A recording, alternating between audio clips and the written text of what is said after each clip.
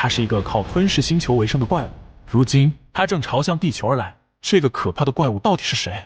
传说在洪荒之初，自混沌中同时诞生出光明之神元始天尊与黑暗之神宇宙大帝，他们是超越时空和次元如神般的存在。光明之神元始天尊是所有生命的保护者，代表着光、创造和秩序，而黑暗之神宇宙大帝则象征着毁灭这个败命神，是一切生命的敌人。自诞生之日开始，元始天尊与宇宙大帝便是宿敌。为了阻止宇宙大帝在星系中的恣意破坏与毁灭，元始天尊与其征战数十亿年，却难分胜负。由于宇宙大帝是不死的，就像你不能杀死毁灭本身一样，所以无法在物理层面上打败宇宙大帝。最终，元始天尊在一次战斗中诱导宇宙大帝追杀自己，趁其不备时将其封印在一颗行星之中，使其进入无尽的休眠状态。为了避免自己的生命能量刺激并激活宇宙大帝，元始天尊主动将自己化身为一颗行星，通过陷入沉睡来隐藏自己的生命能量。随着时间的推移，元始天尊自身的生命火种将这颗行星重塑成了金属世界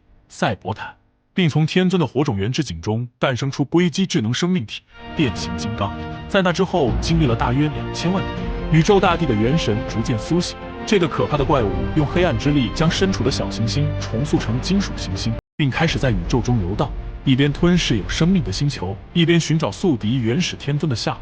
感应到宇宙大帝觉醒的元始天尊，为了打败这个灭世魔神，将自己的火种分身领导模块传付于汽车人的领袖擎天柱。但后来擎天柱在与威震天的决战中两败俱伤，临终前将领导模块托付给通天晓。宇宙大帝察觉到了领导模块的威胁，将重伤的威震天改造成了金破天，命令金破天替自己去摧毁领导模块。可是当金破天从通天晓手中夺走领导模块后，却妄图以此要挟宇宙大帝。于是愤怒的宇宙大帝开始变形，准备毁灭赛博坦星和所有的变形金刚。在我们目睹了整个变形金刚动画中最宏大的变形场面之后，只见宇宙大帝飞到赛博坦上空，一巴掌下去就把赛博坦打出了一个大洞。赛博坦上的霸天虎在震荡波的指挥下率先反击，却被宇宙大帝轻易击败。金破天偷袭时被宇宙大帝发现，被其随手扔进了巨火。汽车人热破开着飞船闯进宇宙大帝的体内，从金破天手中夺走了领导模块，并在擎天柱灵魂的引导下觉醒成为汽车人的新一代领袖武天士。